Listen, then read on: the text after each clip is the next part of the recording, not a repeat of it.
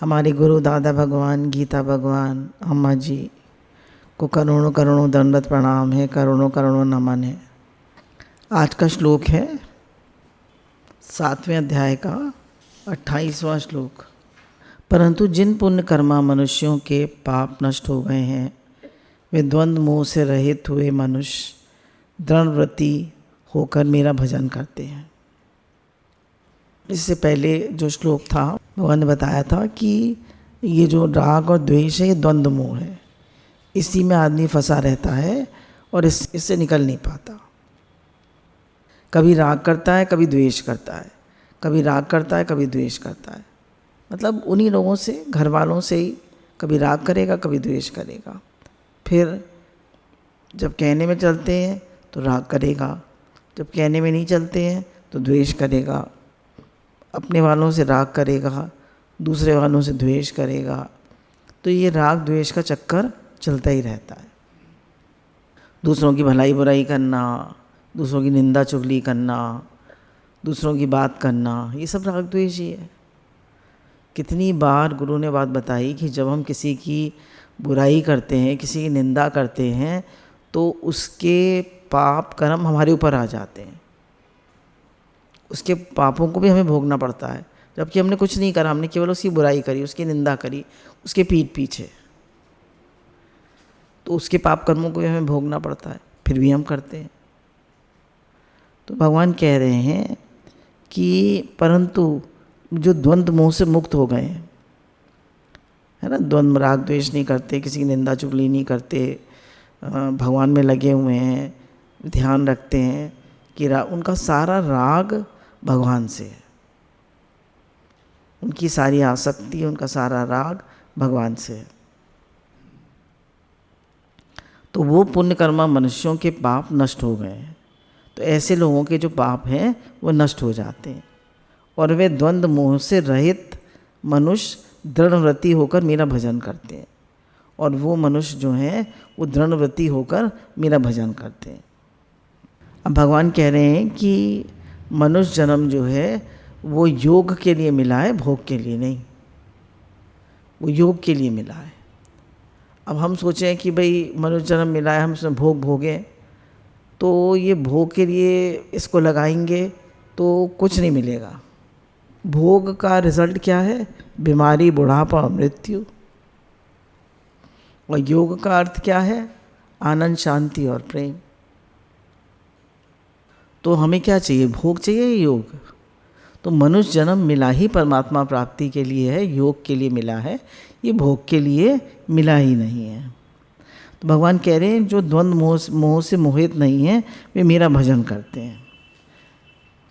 जब हमको ये दृढ़ निश्चय हो जाता है कि मनुष्य शरीर केवल परमात्मा प्राप्ति के लिए मिला है, तो उस व्यक्ति को पुण्य कर्मा कहते हैं, है ना। तो कितने शुक्राने हैं गुरु के कि वो हमारा लक्ष्य निर्धारित करा देते हैं कि मनुष्य जन्म मिला ही परमात्मा प्राप्ति के लिए है, तो हम पुण्य कर्मा बन जाते हैं। सारे शुक्राने, सारी कृपा गुरु की है कि वो सबसे पहले हमारा लक्ष्य निर्धारित कराते हैं कि मनुष्य जन्म का लक्ष्य क्या है। What is your goal in life, what is your aim. हमें भगवान की ओर बढ़ना है, हमें आत्म उन्नति करनी है, हमें राग द्वेष रहित होना है, इच्छा, कामना, राग द्वेष और भगवान से प्रेम करना है, भगवान की ओर बढ़ना है।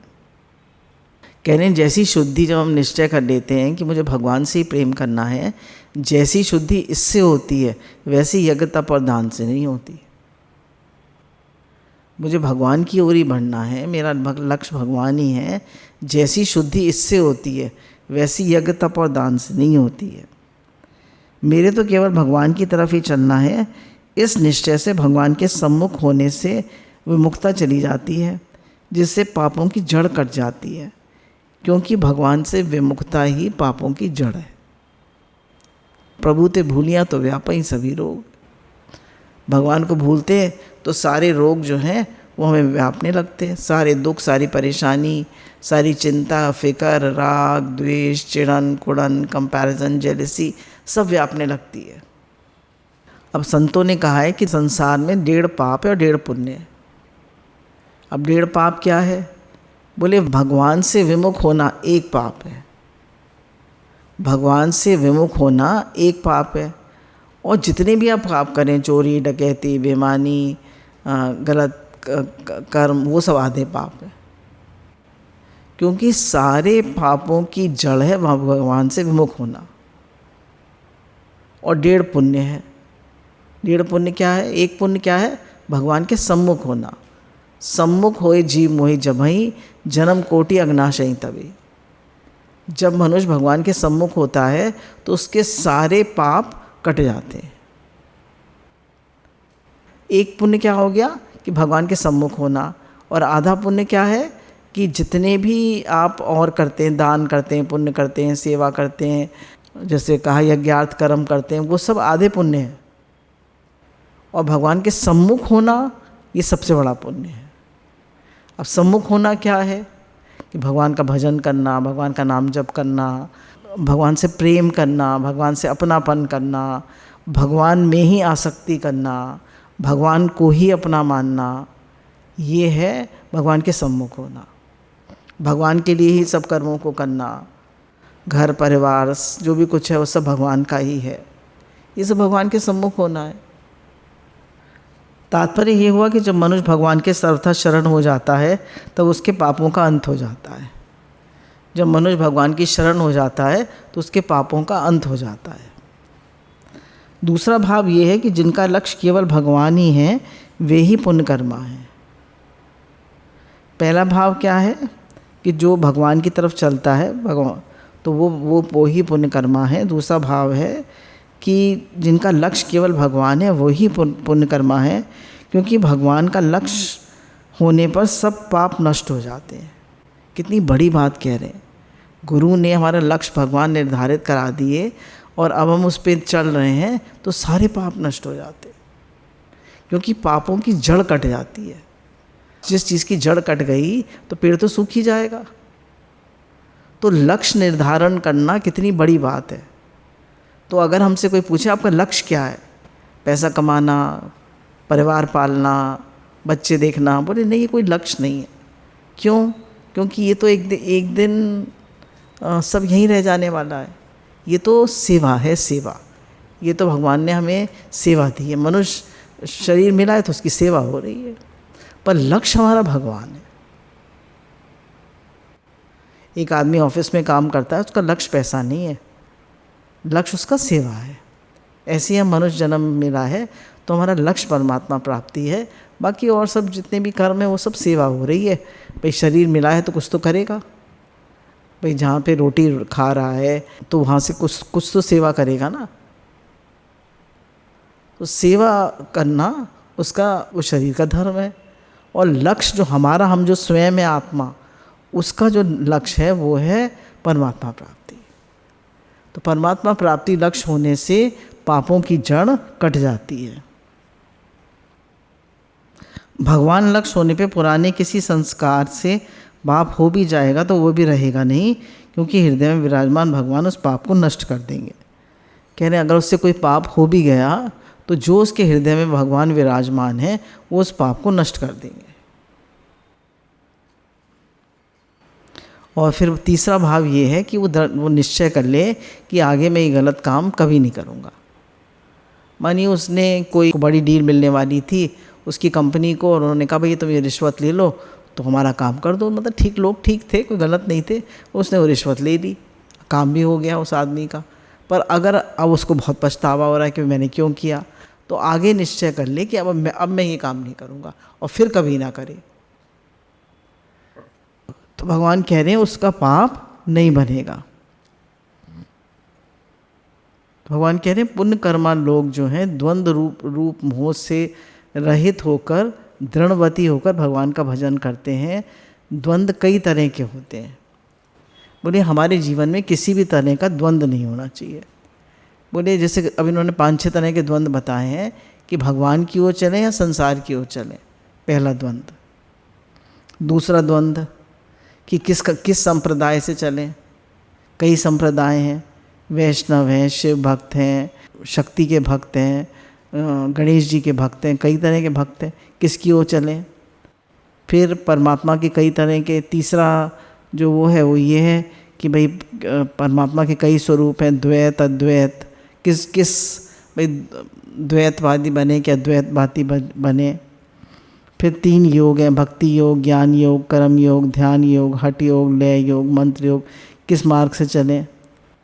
फिर संसार में आने वाली कितनी अनुकूलता प्रतिकूलता है ना, कितनी सारी बातें हैं संसार में, तो ये सब भी द्वंद्व हैं। तो मनुष्य दृढ़व्रती होकर भगवान का भजन करते हैं तो जितने भी ये द्वंद्व हैं उनसे वो मुक्त हो जाता है। वो जब गुरु मिल जाते हैं तो उसको गुरु एक डेफिनेट पाथ बता देते हैं, भाई अब तुम राम भक्त हो या कृष्ण भक्त हो, और तुम इस सगुण और निर्गुण भी एक ही है। जो सगुण है वो जब वो बर्फ़ को जमा देते हैं तो वो सगुण हो जाती है, और जब भाप बन जाती है तो वो निर्गुण हो जाती है। तो वही सगुण है वही निर्गुण है, कोई फ़र्क नहीं है। तो गुरुजी सब सारे संशय क्लियर कर देते हैं, तो कोई संशय रहता ही नहीं है। अब जो हमारे जीवन में अनुकूलता और प्रतिकूलता आती है, राग द्वेष आते हैं, तो गुरुजी उनकी तरफ कहते हैं भाई इनसे मत मिलो, इनकी तरफ ध्यान मत दो, ये तो आते ही हैं जीवन में, इनसे मत मिलो, तुम भजन करते रहो। भजन करते रहोगे, सत्संग सुनते रहोगे तो ये आएंगे और कट जाएंगे, लय हो जाएंगे। और सत्संग नहीं सुनोगे, भजन नहीं करोगे तो तुम इन राग द्वेष में ही पड़े रहोगे। मनुष्य की एक प्रकृति होती है कि ये स्वभाव होता है कि जब वो परमार्थिक बातें सुनता है तो उसको लगता है कि ये साधन मेरे कल्याण का है और मैं ज़रूर करूँगा, इससे मेरा मनुष्य जन्म सफल हो जाएगा। तो सुनता है सत्संग की बातें बहुत अच्छी लगती हैं और लगता है मैं इनको ज़रूर फॉलो करूँगा और मैं अपने मनुष्य जन्म को ज़रूर सफल करूँगा। पर जब अपने वर्किंग फील्ड में जाता है, जब अपने काम पर जाता है तो उसको लगता है काम करना ज़्यादा ज़रूरी है, पैसा कमाना ज़्यादा ज़रूरी है, तो वो उसमें फंस जाता है। वो ये भूल जाता है कि भाई दुकान भी भगवान की, काम भी भगवान का, मैं भगवान के लिए ही काम करता हूँ, और उसमें लालच ठगी बीमारी नहीं करता है तो भगवान का ही काम हो जाता है वो। अगर मैं भगवान का हूँ तो मैं जो भी काम करूँगा भगवान का ही तो काम करूँगा। अब हमारे एक सेवाधारी है तो जो भी वो काम करेगा तो हमारा ही तो करेगा। तो जब हम भगवान के हो गए तो जो भी काम करेंगे तो किसका करेंगे? भगवान का ही काम करेंगे। अतः संसार का काम मुख्य रहेगा और भजन स्मरण नित्य नियम तो समय पर कर लेना है, क्योंकि संसारिक काम की जितनी आवश्यकता है उतनी भजन स्मरण नित्य नियम की नहीं है। कह रहे हैं हमारे अंतःकरण में क्या बात बैठी हुई है कि भाई समय पे हमने सुबह उठकर अपना भजन कर लिया, 16 माला कर ली, अब दिन भर काम करो, अब दिन भर दुनिया का काम करो। कह रहे हैं संसार के काम की जितनी ज़रूरत है उतनी भजन की नहीं है। संसार का काम करेंगे तभी तो काम चलेगा। तो कह रहे हैं ऐसे नहीं, भजन ही मेन है, भजन मुख्य है और संसार का काम गौण है। अब आप कहेंगे फिर घर कैसे चलेगा? हाथ काम मुख राम, हृदय साची प्रीत, दरिया गृहस्थी साधु की यही उत्तम रीत। भले ही हाथ से काम होता रहे पर मन में मुख में तो भगवान का नाम चले और हृदय में भगवान की प्रीत रहे। कह रहे हैं जो भगवान की तरफ चलने वाले हैं, जिन्होंने निश्चय कर लिया है कि मुझे भगवान की तरफ ही चलना है, तो लाभ हानि कुछ भी हो जाए इसकी उन्हें कोई परवाह नहीं। फ़ायदा हो नुकसान हो, हारी आए बीमारी आए, सुख आए दुख आए, इसकी उन्हें कोई परवाह नहीं। हम तो भगवान की शरण में हैं, हम तो भगवान के हैं। वो डरता घबराता नहीं है। शरणागत भक्त जो है, जो भगवान का हो गया, वो डरता घबराता नहीं है। हम तो भगवान के हैं भाई, हम भगवान जैसे भी रखें। कारण कि संसार की जितनी भी सिद्धि हैं वे आँख मीचते ही कुछ नहीं है। कह रहे हैं कितने भी बड़े आप पैसे वाले हैं, आप भले ही अंबानी अडानी कुछ भी हैं, आँख मीचते ही आपकी सारी दौलत गई, सारा पैसा गया, सारी आपकी सब चीज़ वहीं की वहीं रह गई। अब इतना बड़ा मोहन निवास हमें मिला हुआ है, आँख मीचते ही ख़त्म। पर जो हमने सत्संग किया, जो हमने भजन किया, जो हमने भगवान को याद किया, हमारा भाव कैसा है, वो सब हमारे साथ जाएगा। हमारा निष्काम भाव, हमारा प्रेम, हमारा भगवत भाव, हमारा शुक्राना मानना कितना ज़रूरी है।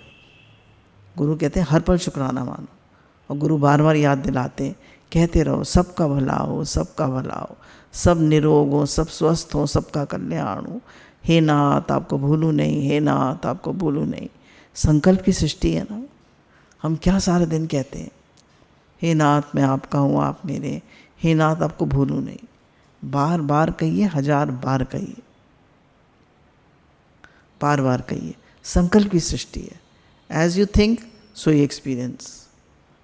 जैसा बोलेंगे, जैसा सोचेंगे, वैसा आपको अनुभव होगा। कह रहे हैं जितनी संसार की वस्तुएं हैं, इन्हें प्राप्त करके कितने दिन हमारा काम चलेगा, ऐसा विचार करके जो मनुष्य एक तरफ ही लग जाते हैं और संसारिक आदर निरादर आदि की तरफ ध्यान नहीं देते, ऐसे मनुष्य द्वंद्व मोह से छूट जाते हैं। कह रहे हैं जो भगवान की तरफ लग जाते हैं, फिर लोग उनका मान करें, अपमान करें, प्रॉफिट हो, लॉस हो, दुख आए, सुख आए, वो ध्यान ही नहीं देते, बस भगवान की तरफ लगे हैं। हमें तो भगवान की तरफ चलना है। जैसे एक सोल्जर जो है, जब वो देश के लिए निकलता है, तो अब घर में क्या हो रहा है, माता पिता वृद्ध हैं, पत्नी के बच्चा होने वाला है, बच्चे की पढ़ाई है, वो बेचारे को क्या करे, वो उसको तो देश पे जाना है, लड़ाई लड़नी है उसको, तो पीछे से घर वाले सब मैनेज कर लेते हैं। ऐसे ही जो भगवान की तरफ लगा है, उसके जीवन में सुख दुख हानि लाभ जीवन मरण कुछ भी आ रहा है, वो तो भगवान की तरफ लगा है। सब परिस्थितियाँ आती हैं और चली जाती हैं, कोई परिस्थिति उसे अपने योग से, अपने मार्ग से विचलित नहीं कर पाती। अब बताएं, दृढ़ व्रता कहने का क्या मतलब है, कि हमें तो केवल भगवान की तरफ चलना है। गुरु जी कहते हैं ना, अपने आप को झोंक दो। अपने आप को झोंकने का मतलब क्या है, रात दिन भगवान में लगे रहो। जैसे पहले के संत लोग जो थे 18-18 घंटे 16-16 घंटे भगवान में ही लगे रहते थे। भाई हम 5-6 घंटे तो दें दिन भर में भगवान को। कुछ तो समय निकाल आत्मशुद्धि के लिए। ये मनुष्य जन्म न केवल भोग विलास के लिए, कुछ तो समय निकाल आत्मशुद्धि के लिए। तो कुछ तो समय निकालें। लोग तो 18-18 घंटे भजन करते हैं, 3-3 लाख 4-4 लाख 5-5 लाख नाम जप करते हैं, दिन भर लगे रहते हैं। भजन ही उनका जीवन है। कह रहे हैं आप किस मार्ग से चल रहे हैं, अद्वैत है, इससे भगवान को कोई मतलब नहीं है।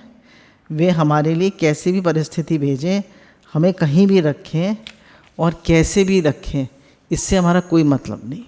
बस हमें तो केवल परमात्मा की तरफ चलना है। ऐसे निश्चय से वे दृढ़वती हो जाता है।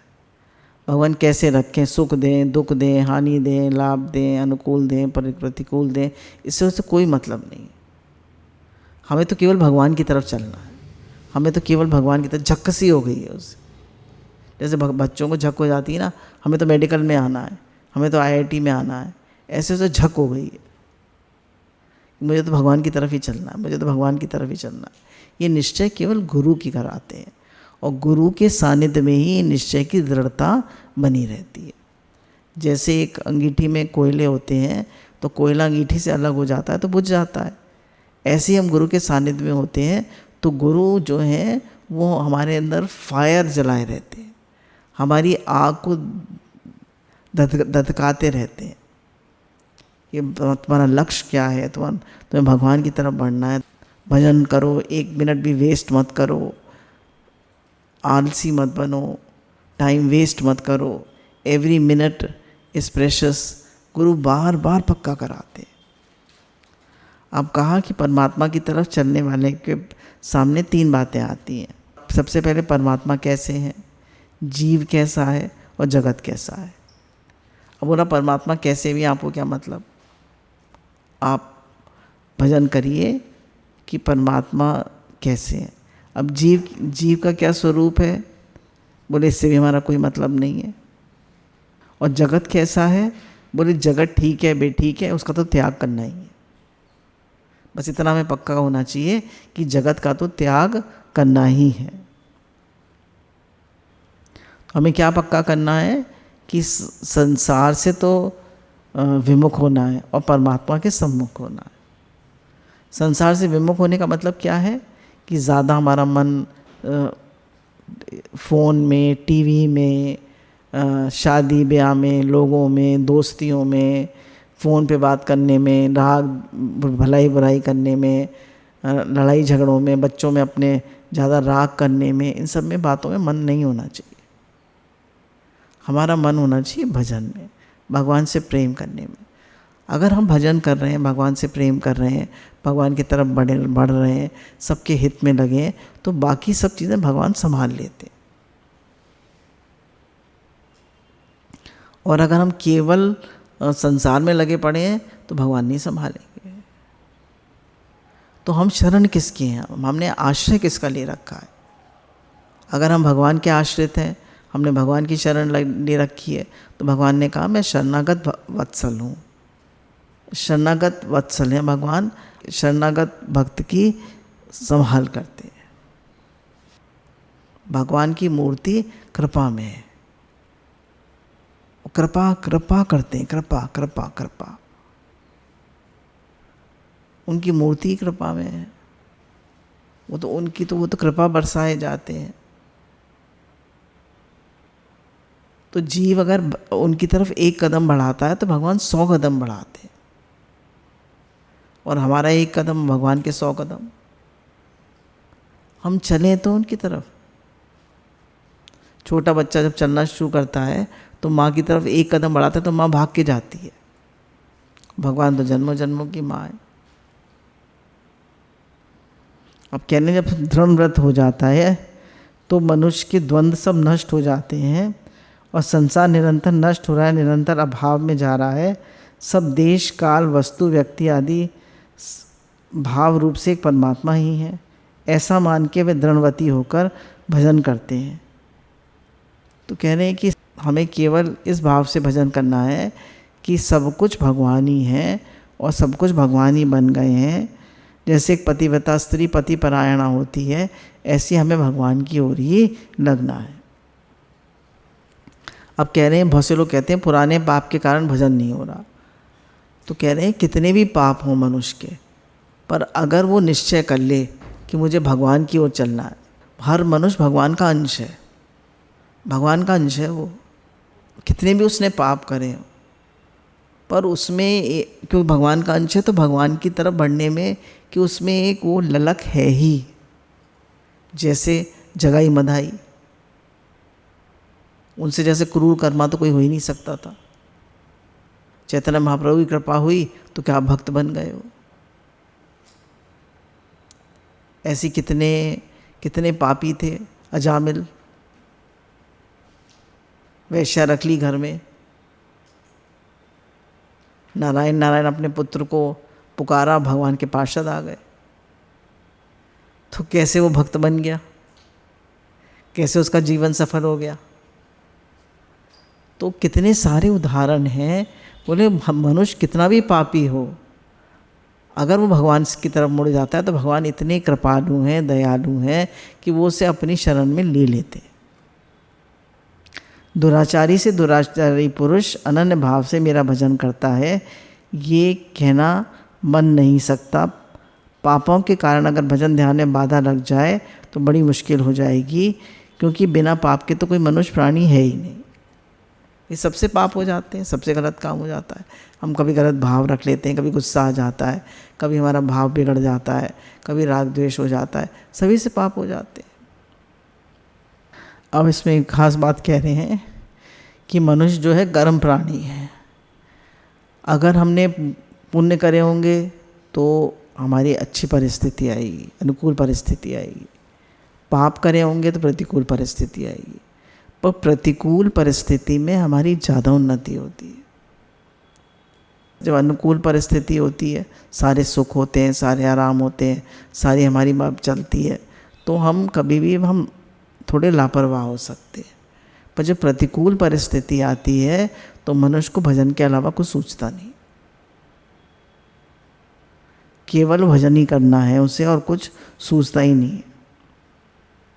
अभी इसमें बताया ना कि 1.5 पाप है और 1.5 पुण्य है, तो भगवान से विमुख होना ही सबसे बड़ा पाप है और भगवान के सम्मुख होना ही सबसे बड़ा पुण्य है। बोले जो भगवान के सम्मुख हो गए वे राग द्वेष हर्ष शोक दुख आदि द्वंद्वों से रहित होकर भगवान का भजन करते हैं। तो जो भगवान के सम्मुख हो गए हैं तो वो सब चीज़ों से हटकर भगवान का भजन करते हैं। अब भगवान कह रहे हैं एक तरफ राग रहता है, एक तरफ द्वेष रहता है।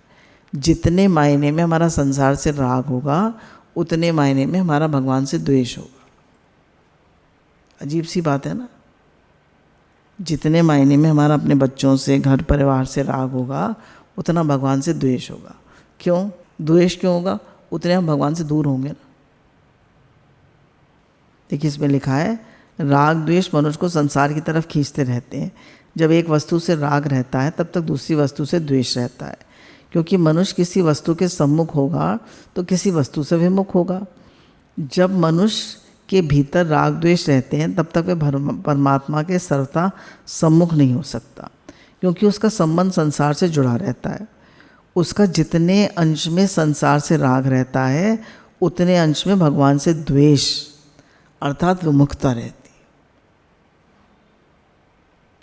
जितने अंश में संसार से राग होता है उतने अंश में उसकी संसार से विमुखता होती है, उसकी भगवान से विमुखता होती है। ढीली प्रकृति वाला अर्थात शिथिल स्वभाव वाला मनुष्य असत्य का जल्दी त्याग नहीं कर सकता। कह रहे हैं जो कभी ये कर लिया, कभी वो कर लिया, कभी ये कर लिया, कभी वो कर लिया, ढीली प्रकृति वाला कभी कुछ नहीं कर सकता। पर जो दृढ़ निश्चयी है कि करना है तो करना है, डू और डाई, जैसे अम्मा जी थे, करना है तो करना है, तो बोले वो ही परमात्मा की तरफ बढ़ सकता है, परमात्मा के मार्ग में बढ़ सकता है। और जो ढीला ढाला है वो नहीं बढ़ सकता, वो नहीं कर सकता कुछ भी। तो जो हमारा श्लोक था कि पुण्य कर्मा मनुष्य जो है उसके पाप नष्ट हो गए, वे द्वंद्व मोह से रहित मनुष्य दृढ़व्रती होकर मेरा भजन करते।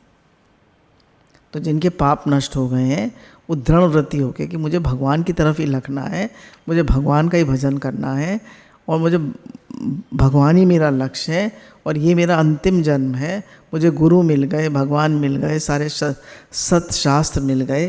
जैसे आपको सुनीता विलियम्स का बताया था कि वो उसमें फंस गई थी अंतरिक्ष में, तो उसको लगा कि अब तो भाई मैं अब खाना पीना भी नहीं बचा, तो अब क्या करूं। तो उसको याद आया कि भाई नौ दुर्गों के भी तो व्रत रखते थे हम।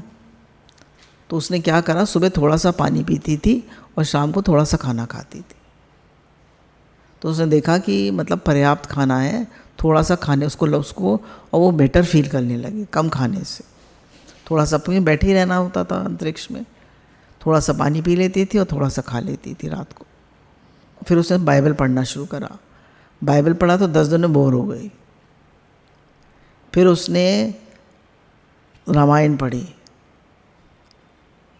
तो उसमें बताया कि एम्ब्रियोलॉजी के बारे में, समुद्र के बारे में, सूर्य चांद के बारे में, अंतरिक्ष के बारे में इतना कुछ बताया गया है। बताया वो 8-9 महीने में पूरी तो गीता पढ़ गई और पूरी रामायण पढ़ गई।